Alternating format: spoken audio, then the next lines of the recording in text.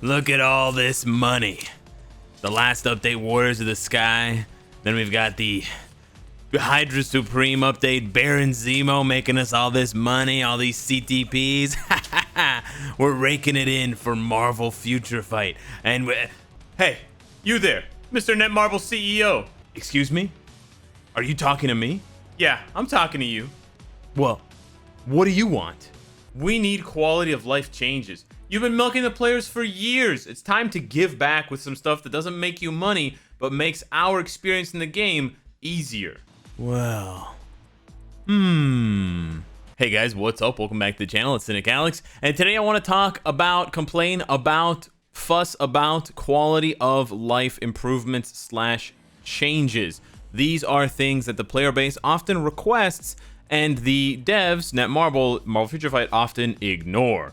And these things don't mean new characters. They don't mean Spider-Woman or, Shuma Gorath or Beta Ray Bill. But what they do mean are things that, some of us have just come to accept and not realize that it annoys us during our daily routine. But it does create, they're just little nagging things, little speed bumps, little mosquito bites daily that make the experience overall worse. Now, do we need quality of life improvements as badly as we need game mode changes and other things? Maybe not, but it's still important to talk about quality of life improvements because they are a big part of the game and they are a big part of keeping the existing player base happy. Quality of life stuff is not very important for new players because, it's okay to drive over the first speed bump, but it's not okay to drive over the millionth speed bump. So you have to sort of take that into consideration and think about, well, new players might not be so aggravated with this mechanic or the way that this works or this sort of annoying routine you have to do, this annoying little dance. But once you've been playing for a year and you've done that annoying dance 365 times, you're ready to blow a hole in your phone. So without further ado, let's get into it. These are just my choices for the top 5 quality of life improvements. You will obviously have your own choices. There are definitely some really good ones that did not make the list, so I'll, honorable mention and shout out to them. But without further ado, I've already said that. Alliance Battle Extreme Reset button, aka the retry button. This has been requested by players of Alliance Battle and Alliance Battle Extreme, mostly Alliance Battle Extreme, for years now, and it's so simple. Every other game mode or most other game modes have a retry button, a try again button. Even if it kicks you back out to this screen, that's okay. It would be nice if it kept you in the game and it just booted you back up to the start of the match at 3 minutes when the Frost Beast is there, but anything to stop us from having to reset our devices over and over again, because otherwise, in a lot of cases, the Frost Beast is not strong enough to kill you. So what happens is, in an arcade game mode, okay, this is a game mode where it's arcade, so you're trying to get the highest possible score within the time limit. The time limit is 3 minutes. If you make a mistake and you made a mistake in the first 30 seconds, or let's say in the first 30 seconds you get interrupted by a phone call or someone calls you over and distracts you, or your dog barks, or your cat rips a hole in your shirt or whatever, you've lost your focus and you made a mistake, and the mistake is going to cost you enough points that you want to restart. Well, you've got two options. You close close the app and you reopen it, which is so annoying. You have to go through the loading screen again, yada yada yada. Or you literally sit there and have to watch your character slowly die. And that could literally take the remaining 2.5 minutes. So it's beyond stupid that for an arcade game mode, it's an arcade game mode. Every arcade game mode should have a retry button as often as possible. King of Fighters All-Star has multiple time attack missions or time challenge missions where you have to try to beat the stage as fast as possible within a minute and a half, within, a minute. And they have an in-game reset button. So there really should be no reason for that to not exist in Marvel Future Fight. Number 2, aka number 4. We're counting down to the number 1 most important quality of life improvement. This one is sort of foreshadowing number 1, but we need a sell all button for ISO 8 of different kinds. Now, we don't have, as you can see, we don't have any sort of inventory management for the different colors, and you can see that they all take up their individual slots. You see, these are all 2 stars, and they could even have the same stat or very similar stats, but they all take up individual places in your inventory, individual slots. However, I want to be able to, instead of having to go here and say sell all, see, when you say sell all and you say 1, 2, 3, that's only saying that for chaotic. That's not saying that for any of the other types. So now I have to go back and I have to sell the 1-star HP. And then I have to go over here and I have to sell the 2-star of the green. And you can see how annoying this gets, especially when you have them of every color. You know, there are what? 8 different types of ISO. So you would have to do that click 8 times. That's 24 clicks, right? Because 1, 2, and then 3 for the sell. Actually 4, because then you confirm it. So it is like over 40 or 30 clicks every single day or multiple times a day that you have to do. The sell all button should literally be selling all of the ISO, not just that one color. I don't know why they designed it this way, but it really should not be that way. So that is a really easy quality of life change they can make that I think would make a lot of players happy. Number 3, this one is a biggie, and I understand that the devs make money off of this, so they're, you know, obviously going to be very hard and unwilling and stubborn to part with their money, but enough is enough. We're almost 5 years into the game. You guys have made a killing off of CTPs. CTP gambling is one of the primary ways in which you guys make money. I know you do. I know. Okay, I've got a spy on the inside who tells me. No, but seriously, you definitely make tons of money from CTP gambling. So give us another custom gear slot. It is 100% stupid that you are selling CTPs like hotcakes and you don't let us equip more than one. Don't make us choose whether we want to build a character for PvP or PvE. Allow us to do both. You can literally double your revenue for certain accounts who want to build every character for all game modes. Okay? You would literally double your revenue for some accounts that have the money to spend and can spend it. I would certainly build up at least a dozen characters for multiple game modes. A lot of ABX players would double build their characters for PvP. There's just infinite. There's more ways of making money if you just stop being so greedy. Stop trying to make 600 crystals on this crap, which is a small pittance of money.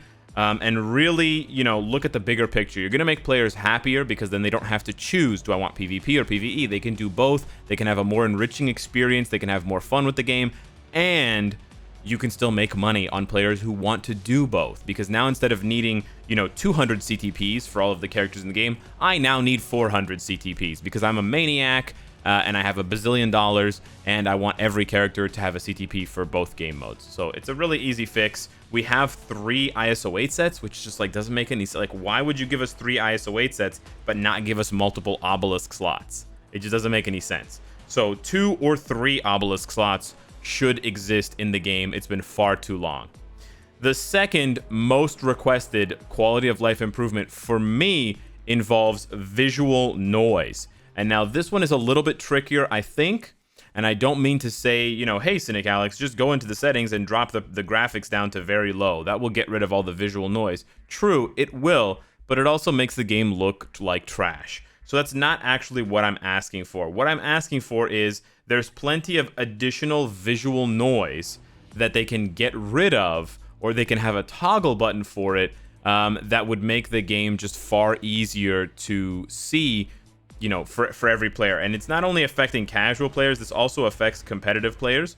So it's really something that affects all players. But essentially, when you load in and you pick 5 characters to play the stage for you, you will quickly see that, especially with some characters and the way that their skills are designed, you know, Marvel Future Fight, you can sort of understand, you definitely understand, they make flashy characters. They want to make characters with beautiful animations. They want to make characters with big, you know, really nice AoE type effects. Of course, we want that. We want those beautiful animations. We don't want to see a character just going in and punching and kicking. We want to see flair. We want to see flash. But you'll see here, there's all these teleportation animations. There's this like Star Trek beam down thing, Scotty shit going on whenever strikers come out. And you'll see just by pressing the co-op skill, the screen is instantly flooded to the point where I don't know where anyone is. If I freeze frame it, I can see Red Skull, I can kind of see Silver Surfer, and I can kind of see Rachel back down, you know, down there in the corner hailing a taxi. But otherwise, where did Crescent go? Where did the giant Io Spirit, you know, stand user go? Where did Corvus go? I don't know. There's a dumb little purple arrow being like, this is the boss. But that's not really helpful, is it? Literally, 50% of the screen right now is one type of neon color, right? You've got your neon blues, you got your neon pinks, you've got your neon greens, and it's just all this garbage. Oh, there it is. So you know, it's okay, Alex. You just have to, you know, not be able to see anything for like 3 or 4 seconds. It doesn't matter. It's not that big of a deal. Just close your eyes for like 3 or 4 seconds. Or if you, oh, I know. If I don't like the visual noise, I shouldn't use any strikers. No, that's not the answer. The answer is very simple. The strikers, just take away this, at the very least, take away the beam. You'll see when they come in, they beam down, and it's insane. And why don't you just give the strikers reduced animation fidelity when they're striking? Do we need to see the full host of abilities that they do? Shouldn't we be trying to focus on the skill effects and the skill animations of the character that we are using? Like, the strikers are there and it's all good and well, but you can see that I lose track of Namor almost instantaneously.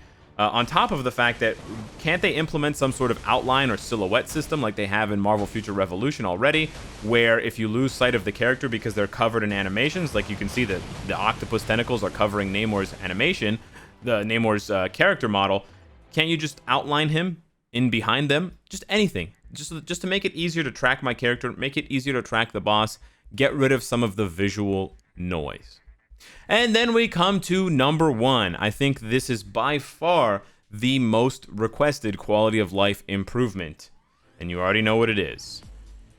It's dear old Uncle Inventory. And very much like the other request about obelisk slots, I know that Netmarble and Marvel Future Fight make a lot of money selling inventory slots. I understand. You want players to be frustrated and you want them to go over here and to Okay, yeah.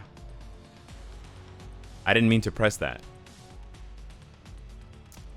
So anyways, you want players to feel frustrated and press that button and spend the crystals. You want players to feel frustrated and buy the shield support pack. I get it. That's the goal. But the goal, the unintended consequence of your goal is some players actually get pissed off to the point where they stop playing. Or they play less. And guess what? Players who play less and players who don't play don't spend money. What a surprise. So you are probably not making as much money as you think you are making with these changes. I'm sure players will be happy to spend money if you don't make them play Inventory Simulator every damn day. It's ridiculous. The biggest and the most disrespectful aspect of this system is the fact that biometrics for new characters go against your inventory. So literally every single update, you're punishing players for getting new characters. It makes no sense.